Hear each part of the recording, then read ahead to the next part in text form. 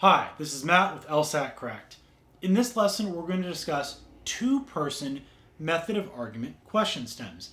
Now, technically speaking, nothing new is happening here. It's still a method of argument question stem, or even potentially if they quoted something from the second person's argument, right? That could be a role question stem. The thing I really want to emphasize here is how to go about being analytically precise when two people are speaking. All right, we've already talked about how to do a disagree question stem. When you read the first person, you really make sure you look for a strong claim.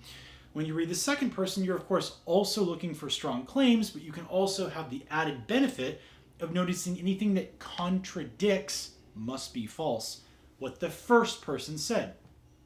Now, you're always going to have that sort of reading mentality in your mind when two people speak.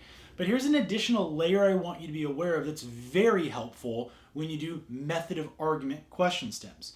What they're going to do is they're generally going to ask you, how does the second person's response, how does it respond? What is it doing? How is it sort of analytically critiquing or responding to the first person's argument?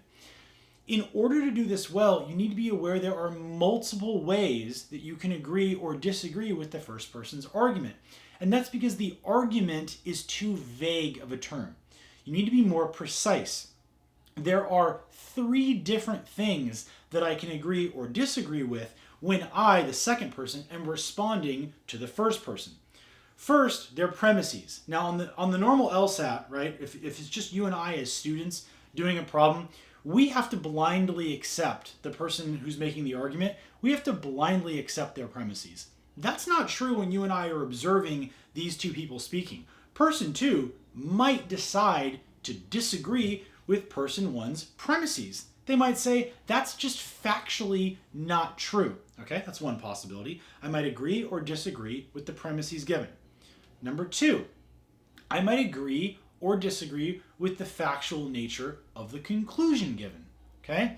Number three, I might agree or disagree with the reasoning used, saying, hey, if this premise is true, it therefore logically means this conclusion is true. So analytically, there's sort of three independent variables that you want to think about when the second person is disagreeing with the first person. Just saying they disagree is too vague. You need to be very specific. Are they disagreeing with the premise? Are they disagreeing with the idea that if this premise is true, it means the following conclusion has to be true? Or are they actually sort of saying, well, that conclusion is simply factually not true? So let's just try a simple example. Person one says, LeBron James is the greatest NBA player of all time. This can be seen from the fact that LeBron has won the most NBA titles of all time, and whichever player wins the most NBA titles of all time is therefore the greatest player. Person two has a lot of different ways they can respond. One possibility is to say, your premise that LeBron has won the most titles of all time is simply wrong. That's Wilt Chamberlain, or whoever it ends up happening to be, right? The second person could be wrong, but they could still be disagreeing with the first person on that premise.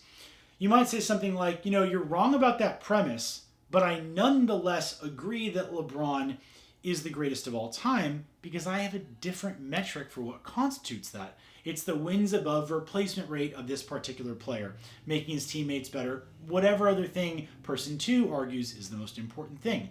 Notice that's disagreeing with the first person's premises. It's also maybe even disagreeing with the reasoning used. The second person doesn't agree that most titles makes you the best. They're inserting some other metrics. So even though the premise is disagreed with and the reasoning is disagreed with, it's still theoretically possible that the second person actually agrees with the factual truth of the first person's conclusion.